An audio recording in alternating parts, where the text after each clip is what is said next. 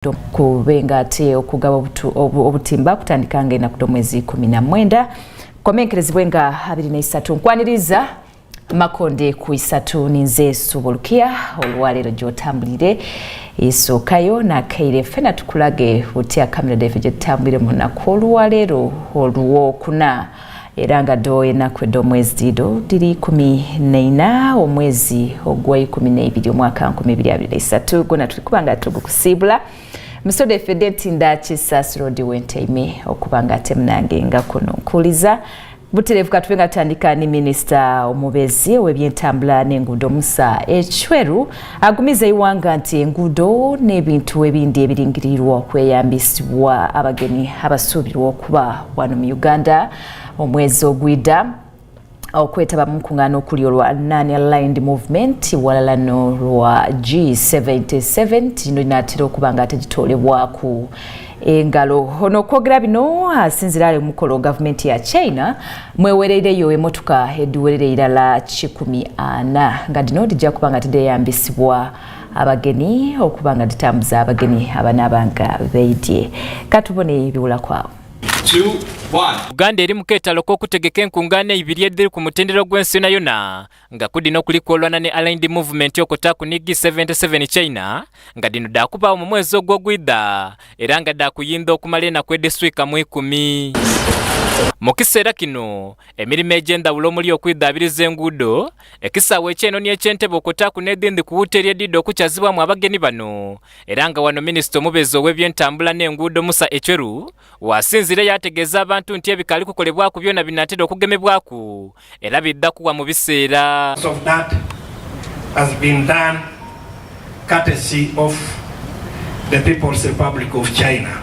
Your companies, your resources have been generously extended to the people of Uganda, and I can tell you, Your Excellency, today you can boast of driving from one corner of Uganda to the other corner of Uganda, only paved the road. Minister Echweru binabyogeire nga aliko obuyambi bw'emmotoka empya kakapyato obuweerebwayo gavumenti ya China nga dino dakuyambako okutambuza abageni abasuubirwa okwidda okwetaba mu nkungaana dino. Thank you, Your Excellency.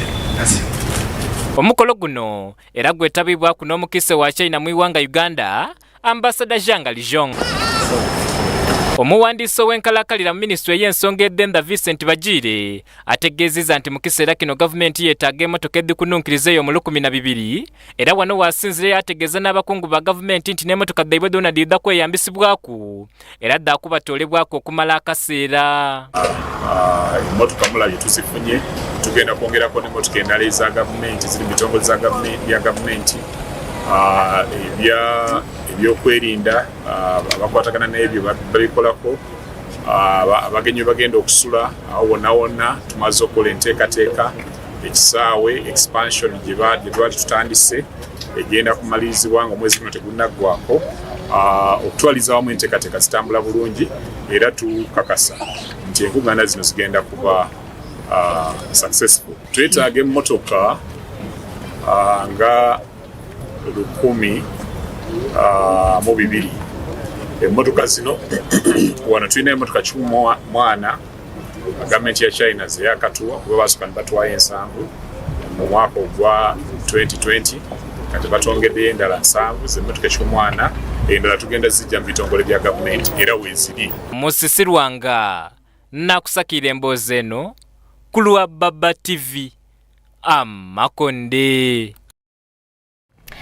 Nawao ateye isaba Minister wa Uganda Robinah Nabbanja ngali wala n'abakungu ba gavumenti okuli ba minister olunaku lwaleero bali mu nsisinkano endawulo edde okubanga edebye nga idukira nti bano bali mu iwanga erya Switzerland okubanga ate beetaba mu bukiiko lw'amawanga agakuuma babundabunda mu nsi yonna.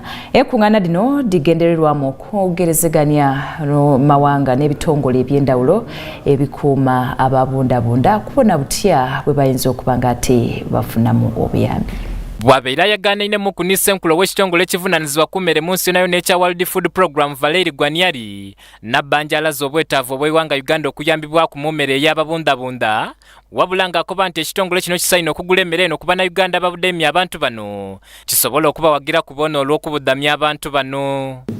My president is requesting that WFP should buy food locally. That will help us to boost our economy because we have food in the country. Uganda is one of those countries that have food, yes, local food. Absolutely. So it is not good.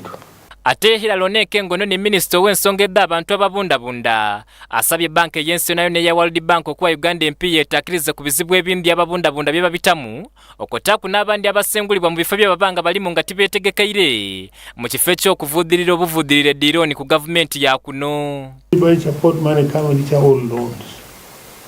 And now 1/3 of our revenue all go towards paying loan.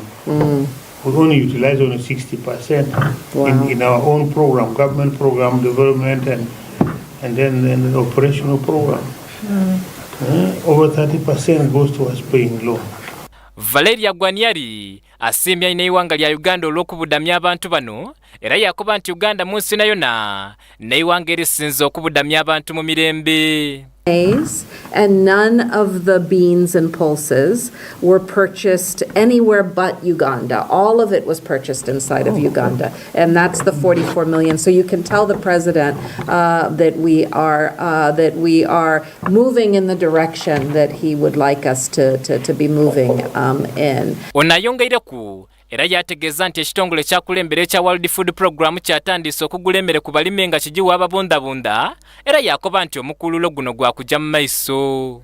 We're not yet purchasing fully in Uganda is the vegetable oil that comes with our rations.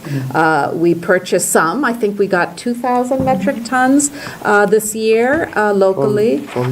Mu nsambo n'endala isaba minisita wa Uganda Rachel Robina Nabbanja Musafiri era yagaanainemu oku ne minisita w'ensonga eddenda mu iwanga lya Japan Yoko Kamikawa era nga bano bakubaganya ebidduubo ku nsonga wakati w'amawanga gano gombiriri wabula nga Nabbanja akoba nti Uganda n'iwanga lya Japan galina enkolagana ennungi era buli iwanga litandise okufuna ku bibala okuva mu nkolagana eno. For instance, for food assistance to sub-Saharan countries, including your country, in close Yoko Kamikawa era kakaisa nti iwanga lya Japan lya kujja mu maiso nga liwagira enkulankulana mu iwanga lya Uganda. その面での投資に向けてもできること、企業との関係性も含めてまた検討してまいりたいというふうに思っております。Musa Chukuno nakusakire emboozi eno ku Lwababa TV Makonde. Ebyo nga tubizeza kumbali ate ekyo ekitongole ekitunda amasannyalaze mu iwanga ekya AUMEME kiteerewo eddindo omuwatu ogundi bamusiga mpiya kwe balijja okufunira amasannyalaze olwo bave kwabaire bafuniranga walala n'abantu ba bulido era ng'enteekateeka eno eri kulingira amakolero agali ku luguudo oluva Enjeru okwira e Kayunga nga gano gabeere gafuna obuzibu by'amasannyalaze okuba nti gabeere gavaavaako. Katubone amasannyalaze agavaavaako buli olukya n'ekindi ku bizibu bamusigampiya bye basinga okulira ng'ebibalemesa okukola emirimu gyabwe ng'ate kiddike kiraga lunwe nti omukulembeze w'eiwanga ensonga Bernard Gemye n'amaanyi buti mu kugondoola ebizibu bino ekitongole ekitunda amasannyalaze mu iwanga ekya AUMEME kiviireyo n'omuwatu ogwokubiri gwe kiri kuzimba Enjeru mu disitulikiti y'e Buikwe nga guno gwakuwa amakolero agali mu kitundu kino amasannyalaze olwo bawona okulira buli olukya. Tuzimbye kye tuyita switching station. Switching station etegeeza nti amasannyalaze gagenda kuba gava ku Owen Falls Dam wali wansi galyoke gajje wano tulyoke tufune line ez'enjawulo. Yogi is going to have a dedicated line. We have Pramuk who is also going to have a dedicated line. Then the third line is Upper Industrial, 33 kV, which is going to serve the existing customers along the way. And then also Nyanza also going to serve the customers around. Umeme ekobaka amakolero mu kitundu kino gali kumeruka ncho ne igulo kalinga wetagawa amasanalaze agatajabukabukangako has been overtaken in terms of capacity. That's why we need to upgrade and inject in more network to support, which is proportionate to the existing demand that's currently there. Zeyongera obungi ate ku speed. Kati wesanga nti speed gye bakonektingirako oba ne speed gye baziteekerawo amasannyalaze ago gajja kuba matono kiseera kitali kyawala nnyo. As you are aware, at this time the country has enough capacity, that generating capacity. So the issue is now about how do we pick that power from where it is generated to where it is needed, and that's what we are doing now. Omuwaatwa guno gwa kumala wedda kuno bombi 16 n'edigwako Babungi Celestino akulira mu ekitongole ekya umeme akobake bali kwetaaga okusitula mu bungi bw'amasanalaze gona agasundibwa n'amabibira agandi ng'eri ekaluma. This year we are putting in 130 billion shillings of investments in the country, and this substation here which you are seeing, which is West Bank, including integrating with Owen Falls, is going to cost us $4.4 million, which is 16.5 billion shillings. As indicated, we are seeing lots of growth on this Kayunga Road. We need to serve all these industries. We need to reduce technical losses, but also more importantly, we have to ready the distribution system to take on more power that is going to come from Karuma, among other generation plants. Celestino mumativu nti amasannyalaze agalijja okuva wano gakumala bulungi amakolero. So this substation we are putting up here will provide up to 60 megawatts capacity for existing and new industries we project that we set up in this area. Otherwise, we had maxed out on the 2 lines that are feeding this area. Okusinziira ku umeme buli lunaku obwetaavu bw'amasannyalaze bweyongera ekiraga nti enkulankulana yona eri kutuukibwako. You'll be glad to note that demand is growing at 9%. If you compare the amount of power we are selling this year to 2020, already it has grown by 30%. And therefore, the customers exist, the demand is there, we must bridge the investment in distribution to match that demand. Pire Isumba Batuagaine, Baba TV, Amakonde. Ate bo abalimi b'ebikado nga bano beegayitira mu kibiina kyaibwe ekya Busoga Outgrowers Association olunaku lwa leero beekiriziganya nti nseete okubutya bwe benda ebikado byaibwe ebitundibwe era nga bano bakuba nti bali kwenda omulimi w'ebikado atunde wayenda era ni ku bbeeyi ye beekiriziganyako okusobola okuganulwa muntu yodaibwe. Bano bibaire wale mu lwekubano mu ikolero lya Sukali Kachira bakansala abakikirira abalimi b'ebikado babaire nga batyaime okubona nga ate beigalawo omwaka ogwa 2023.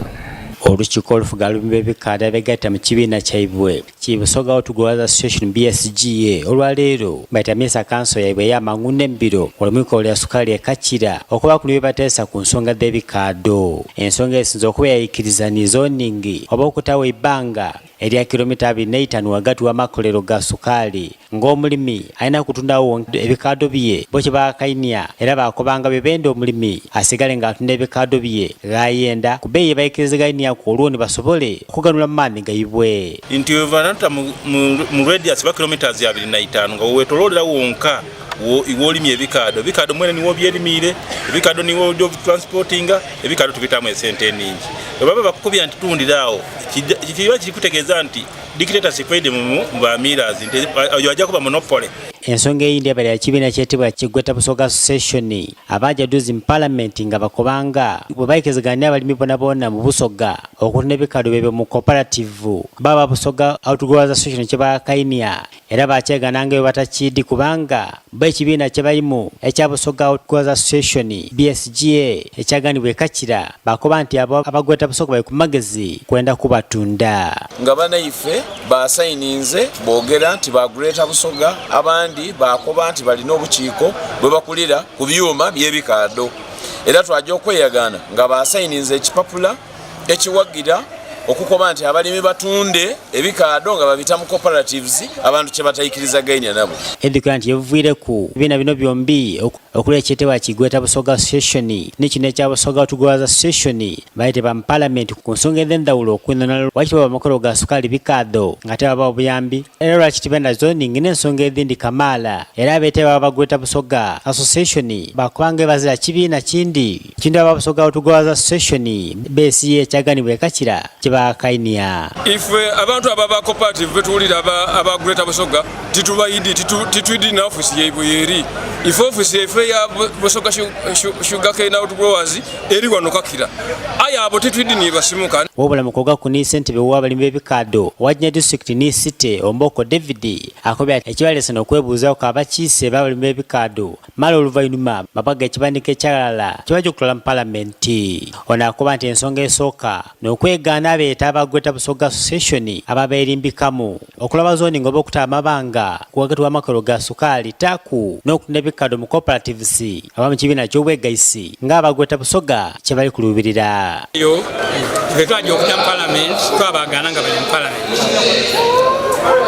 parliament committee yayeta ife okusooka aye beesooka bapresentinga okusooka fena akwandi bazina mutawaana bwe baamala fena twayogera aye twajja okumala okwogera amupalamenti bano mwikemu ekitegeeza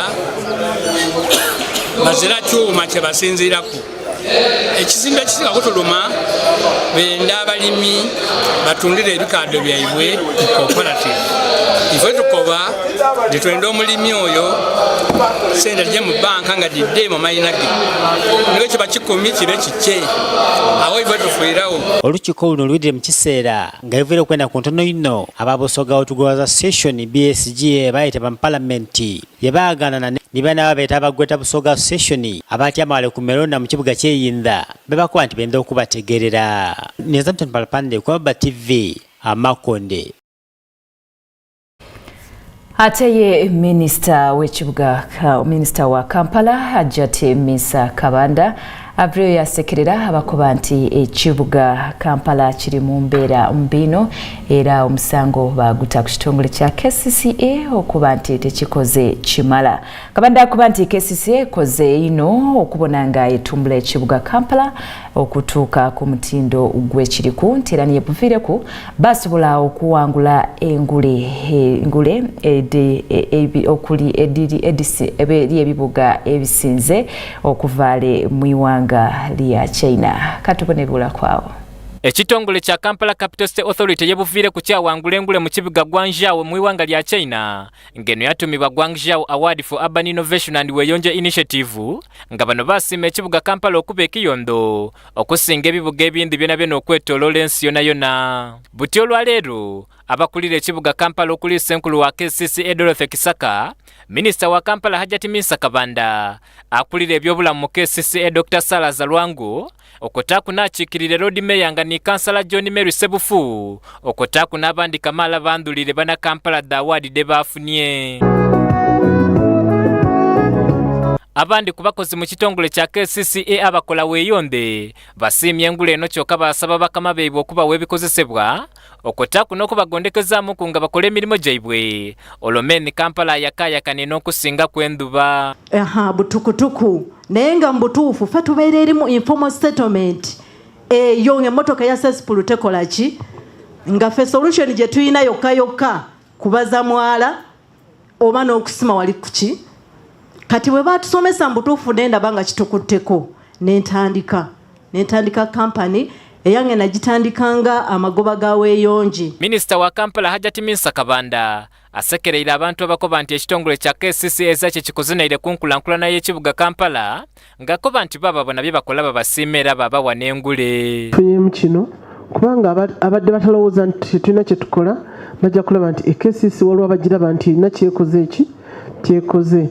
Otherwise, people are just criticizing. Wherever you go, KCCA minister, what are you doing? You've done nothing. But at least people are seeing us and appreciating. Ate yakiikirira Road Mayor wa Kampala Ssaalongo Erias Lukwago ngono ni John Mary Sebufu akoba nti mu kiseera kino Kampala erina ekizibu kya Dekabuyonde edd'olukale nga kale KCCA esaanire eddongereku. Kampala emisana era abantu abali miliyoni 4 tusobola kukozesa toyita 5 mu 7 ne bw'otambula osobola okutambula okuva ekamwokya okujja wano mu kibuga n'obulwa bwe bufunye eddayo lyo wamangu gwokyama kati tusobola kubikiriza genda mu maaso bwe bityo tugamba gavumenti naye biri mu bajeti eri gye mbagambye. Ate yenna nkulo w'ekibuga Kampala era nga n'akulira KCCA Dorothy Kisaka ayogere ku awaadi dino era yakoba nti ekyabayambye kuno okuleeta tekinologiya ow'omulembe abantu gwe bakozesa mu kuyonda Kampala. Wangudde award, international award ng'eva mu Gwanju China. Nga award eno bagituwadde olwa urban innovation gye twakola nga KCCA. Urban innovation eno eyitibwa Weeyonje app. Weeyonje app kyeki? Weeyonje app eno ngeri ya ku communicatinga okusobola okukola service delivery mu kibuga. Aiza Katenwa nakusakira emboozi eno ku lwa Baba TV Amakonde. Baba TV Amakonde awene ekitundu kyaffe ekisooka eky'Amakonde ku 3 wetukikanziiza katusooka ate tufune ku nsambo d'Abasoga. Ali n'abaana tagaba nsiko. Omuntu bw'aba ng'alina obuvunaanyizibwa kiba kizibu okwonoona ebintu byaba ng'alina nsambo yaife Basoga.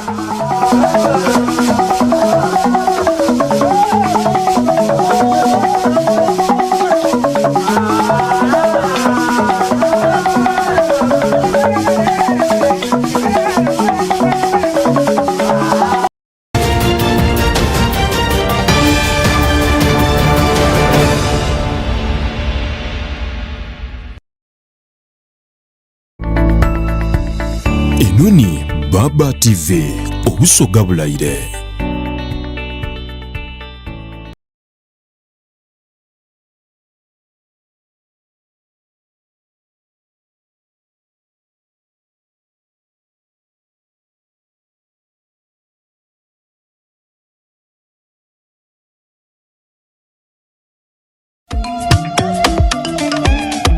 Jovia ng'oyolekera ku lugendo luno olw'obulamu nkuwa ekirabo eky'amaanyi agataziizibwa, amaanyi okulabibwa n'okuwulirwa mu mawanga ageewala ennyo, okutuuka buli wamu nga yadde togenzeeyo, ensi yonna ng'ekuli mu ngalo.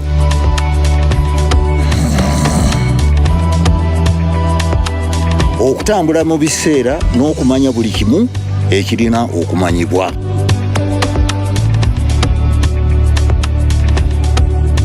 Jovia, kino kye kirabo kyange gy'oli. Tewali kkubo ku ki ky'osobola okukola ku mukutu nnandameggwa ogwa MTN. Waliwo abagamba nti okuyiiya emizannyo si muzannyo. Olina okwewaayo n'okukkiririza ennyo mu ky'oyiiya. Ate mwattu olina okubaayo n'omuntu akuyambako. Bro, you got this, okay? You need to fix all the discrepancies in your account. Hey, listen! No, you listen. All I want to do is be your friend.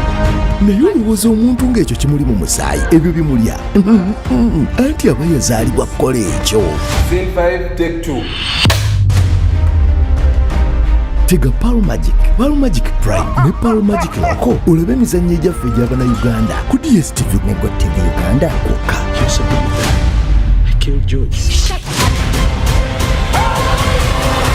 Sigala ng'oyungiddwako olabe engero zaffe ennyuvu n'obuzannyo obunyuma nga bikoleddwa mu ngeri eyaffe ey'ekinnansi. Munywa biki? Kwata oyo gwe bayita hot temper. Remember, bro, it's not a joking subject. Bro! Mukategede! KDB hot temper! Hot temper! Bekatule kwaya suko wobi! Eddeke eddekende lya KDB Wotempagini lisange mu maduuka n'amabala ne supermarket n'effe ebisanyukirwa mu ggwanga mw'abasuubuzi mukube ku 0700 770 526 oba 0763 760 036. Akuleba Majestic Botras abakola kyalenga champion. Thank you. Hello, Eric. Come and see my new home. Are you looking for the best quality paint for your dream home? Be part of the new revolution with our Global Paint Silk Vinyl that gives you beautiful, shining interior walls, as WeatherCoat gives you never fading and strongly guarded walls against bad weather conditions. Located along Namavi Industrial Park, Global Paints, a reliable product. I wake up full of life. Through every dream, you're a form I feel alive. Sleeping takes you places. The beauty of the morning. I rise like the sun. You're a form does it better. You're a form sleep better. The quality of your sleep can make or break your day. We're charging a Euroform mattress and wake up recharged every morning. Euroform. Sleep better. Katonda wange lengera essomero eritendeka abasawo n'abazaalisa Mityana Institute of Nursing and Midwifery namatidde dda owange alina kusomera wano lyazimbibwa walungi lirina buli kimu si kweyiiya nga n'omwana alisomeddemu tayinza kubulwa mulimu afuluma mukugu mu kyakola lisangibwa Mityana mu ttawuni kulidde ebuswa bulongo Mityana Institute of Nursing and Midwifery weewandiise kati ebisale byabwe tebitiisa nawe laba waka lengera omutindo. Double Cure School of Nursing and Midwifery ekalagala mpigi ly'ettendekero ly'abasawo abajjanjabi bayite bannansi n'abazaalisa midwives ebiri ku mutindo. Double Cure School of Nursing and Midwifery yawandiisibwa minisitule y'ebyobulamu n'ebyenjigiriza. Tulina abasomesa abakugu mu kubangula abasawo ebikozesebwa byonna mu kusomesa abasawo weebiri ate ebbanguliro ly'abasawo lino liri mu ddwaliro mwennyini erya Double Cure Hospital ekiyamba abayizi okukuguka. Double Cure School of Nursing and Midwifery lisangibwa kalagala mpigi bayingiza abayizi emirundi 2 omwaka mu January ne July. Omuzadde twala kati omwana omuwandiise mu lusomo oluddako okumanya ebisingawo genda ku ddwaliro erya Double Cure Hospital ekalagala mpigi. Ab'ekitongole kya Horeb Services Limited abaganibwa ewankulukuku okulinana essomero lya Kitebi SS Lubaga Kampala n'ekitongole ekyaweebwa olukusa okutwala abannayuganda enda wa Uganda mu mawanga nga Saudi Arabia, United Arab Emirates n'amawanga agandi. Mu kaseera kano baleese omukisa mu bitundu ebyebusoga omuli Idinda, Kamuli, Iganga ni districts dona mu busoga n'emiriirano. Ng'ennaku ez'omwezi 18 ne 19 omwezi gwene guno ogwa Desemba baidda kuba ku Jinja City Hall mu kibuga eky'Idinda. Balikwaniriza abawala mwena omuli wagati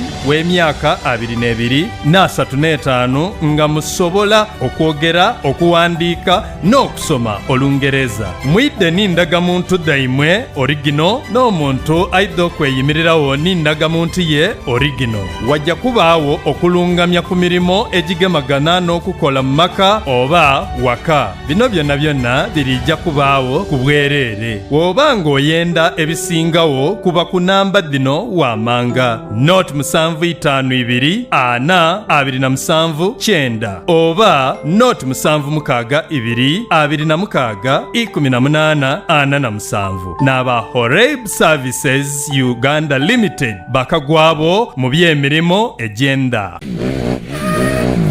Wange Shadia onkubira akasimu n'ensya nga papa omutawana aki ng'olabika weeraliikiridde. URA manja kankubuli basooka ne bampeereza ekipapula kya miliyoni 2 omwaka guli n'empalapalanya ne sibasasula nengira ki mbandi wano nga bandeetedde ekipapula kya miliyoni 6. Mbasimanyi mulimu penalite simanyi mulimu biki ng'omusolo gwazaala abaana n'abazzukulu sikulimba gw'okola otya. Vaawo naawe Shadia omusolo tegukulemesa site naawe ng'ate gavumenti yabigonza. Kati nkole ntya?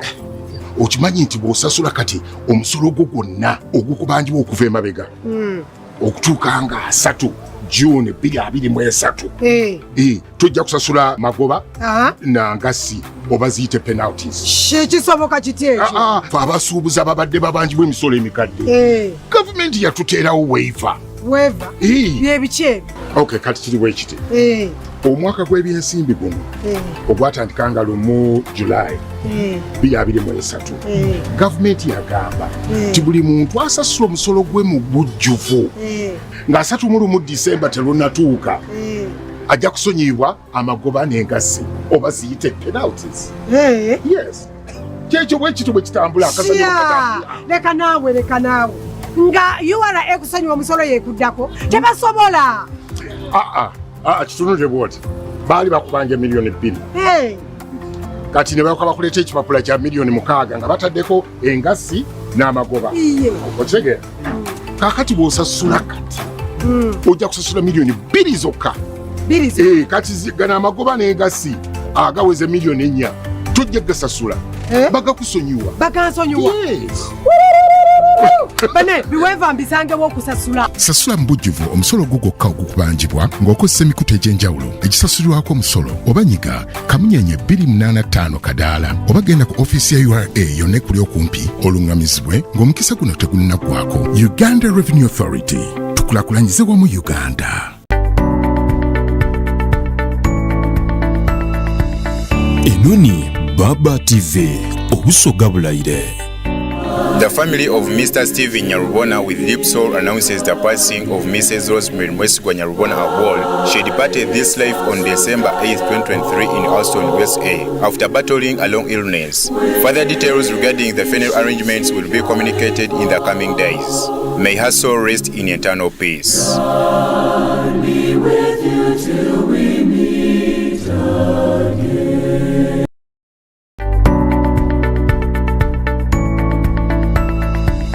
Enoni Baba TV obusoga bulayire.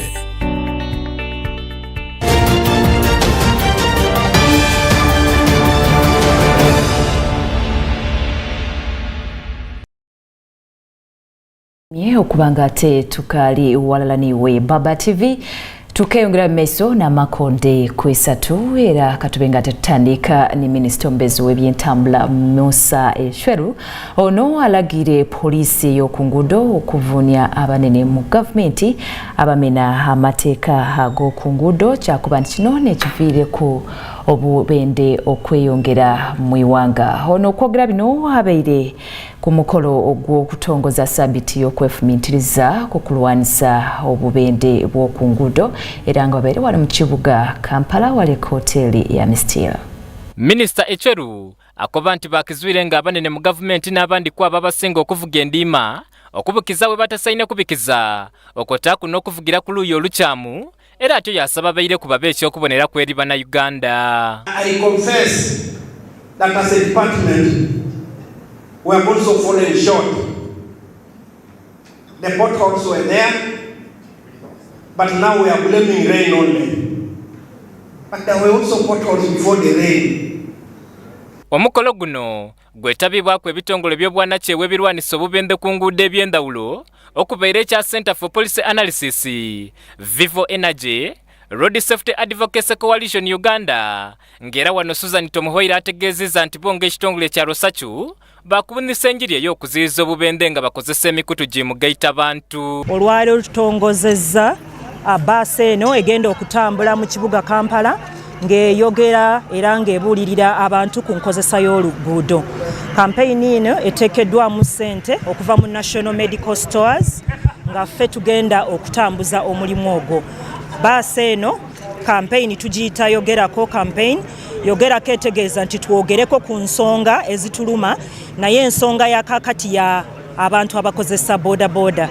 Report yafuluma ku Monday from Kampala Capital City Authority eraga nti ebitundu 6 buli ku 10 be bantu abafuna obubenje ku nguudo nga bulimu aba boda boda n'abasaabaze. When we construct a road, we give it 7 meters for vehicles. That's what we call the carriageway. Then on each side of the road we put 1.5 meters called the shoulders. Then after that is the road reserve. When we come to the town centers, that road, the shoulder is extended to 2 meters to create space for the pedestrians to walk. But they will be in most towns now, especially the new towns, there will be an extra meter or 1.5 meters called a raised pedestrian walkway. It's not at the same level as the road. It will be a raised about 1 meter or 1.5 meters for pedestrians. Ivan Kakoza nakusakire emboozi eno ku Lwababa TV Makonde.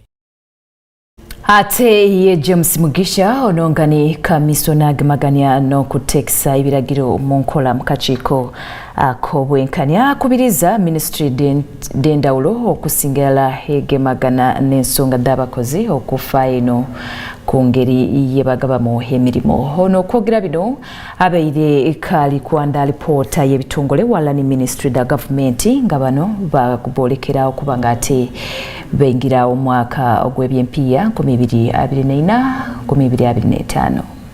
Bwabeire nga yanda lipoota eraga enkola y'emirimu gy'ebitongole ni Ministry da Gavumenti ey'omwaka guno eri Minisita w'ebyempiya Matia Kasaija. James Mugisha nga ni komisona agemaganya nga kwoteere n'okutamu nkola emirimu gy'ekitongole kya Equal Opportunities Commission alambulwira ebindi ku ebyo bye batuuse ku mukaweefube gwe baliko w'okulafuubanira obwenkanya. We would like to thank the Minister of Finance, Planning and Economic Development. He has pledged to join Equal Opportunities Commission in this fight of discrimination and marginalization. His big concern was on accessibility to these buildings. He said he has very many people he knows who can contribute to this development that are disabled but able who can contribute to NDP, to GDP, and he has said he wants to see accessibility to either a government building or a private building or any facility. He wants to join Equal Opportunities to see that all these buildings are accessible by these people either in wheelchair or people walking on crutches. Okusinzira kwa lipoota eno, Ministry nga kwoteere n'ebitongole bya gavumenti ebisinga obungi byatuukiriza ebisaanizo era nga bituuka n'okutebwa mu mbalirira y'omwaka ogwidda. During the next financial year to make sure that all these other programs that have failed to achieve, they make sure that they achieve the set targets that have been put in the plan. And he also pledged that the budget is going to be friendly to each and every Ugandan as far as he is concerned as the Minister of Finance. Wazira onakubiriza Ministry evunanyizibwa ku kugaba emirimu gya gavumenti eya public service okutaawo enkola ey'endawulo eri abantu abalina obukosefu ku mibiri gyabwe nga bawandiisa abakozi. So the challenges they presented, they have been categorized as one, but they have different categories of disability. There are those ones who cannot see, there are those ones who cannot hear, there are those ones who cannot walk. So whenever a government is coming up with an intervention, they want this intervention to be disaggregated according to their category. So we tasked public service whenever they are advertising, when it comes to employment, and we advertise in newspaper. So if I cannot hear, how will I know that there is a job in certain ministry? That was one of the reasons they presented. So henceforth we've advised the Ministry of Public Service and also Public Service Commission that whenever they are going to issue an advert, they should do a transcript which goes into the Braille version and they share with these associations. And Nudupu is very, very cooperative to make sure that they share in their circles so that they get to know which availability jobs that they can also come in and compete. When it comes to government agencies, we need a quota for each and every agency to make sure that whenever they are advertising, they put a quota system to make sure that persons with disability are given slots, because these are people that cannot compete at a level of any other individual. So we need it to be a policy, and we want to put it in our next year's commitment to make sure that we sensitize these government agencies to put a quota for each and every agency to make sure that they plan for them. Mugisha ajire mu maiso yalambulula ku bindi ebituukibwa ku nteekateeka za gavumenti ed'endawulo gezange ey'okutoola abantu mu bwavu ya Parish Development Model Nkani PDM okotaaku n'enteekateeka za the Ministry ed'endawulo gezanga Ministry y'ebyobulimi walalaawo ne Ministry y'ebyobulambuzi.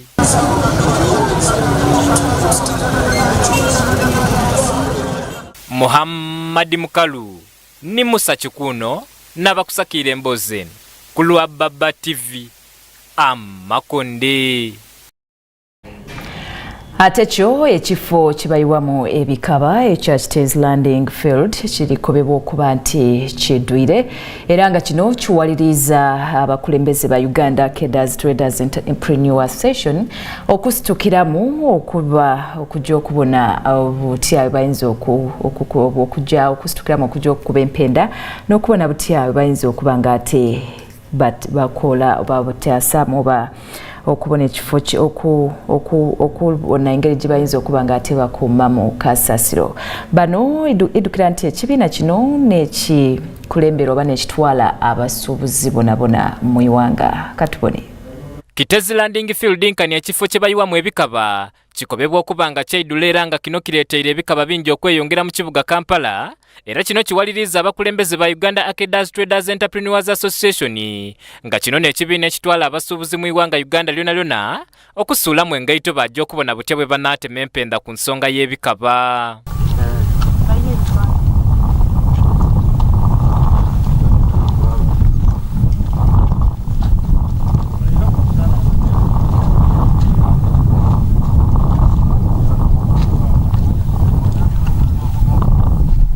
Wetutuukire mu kifo kino amamotoka gasolonze ebikaba okuva mu maka ag'abantu n'agatwaniriza nga gasimbye eniriri nga gali ku n'ebikaba ekiragira irala nti ekifo ky'eidula.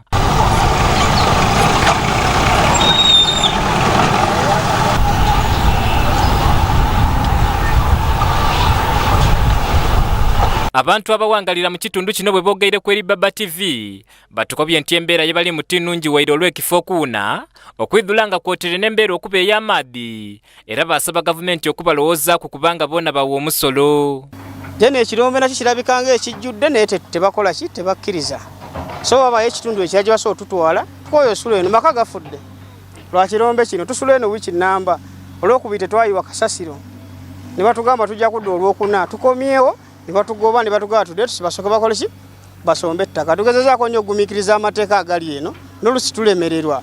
Tuogeire kuno wundi kubavuga ebimotoka ebisombe ebikaba okuva mu maka ag'abantu era ono atukobye nti bo bazza buzibu waire aye obuzibu buli ku kifo okwidula nga kwotere n'enjira embidde babitamu era ono asinzire wano yakunga buli gwe kigemaku okusitukiramu. Betondera mwenna bannakampala ne Sekwetonda yenna nti ekirombe kye kyatufuukidde ekizibu ekirombe kyatulaga ng'ekijjudde olw'ensonga y'enkuba nga mbadde mugira bwefudemba naye katugezezaako omulimo okubanga tugukwasaganya n'ekibuga ekyo kusobola okuddamu tukitibaterereze ekivundu okusobola okukimalamu. Ssentebe wa Uganda Cadres Traders Entrepreneurs Association Ntale Edward mu kwogera ku eri bannamawulire alaze obutali bumativu n'abakulembeze b'ekibuga Kampala era yasaba gavumenti okuvaayo erowooze ku nsonga eno kubanga ekibuga ekikulu eky'eggwanga kirina okumesunkana. Ensonga eno etuleetedde ennyiike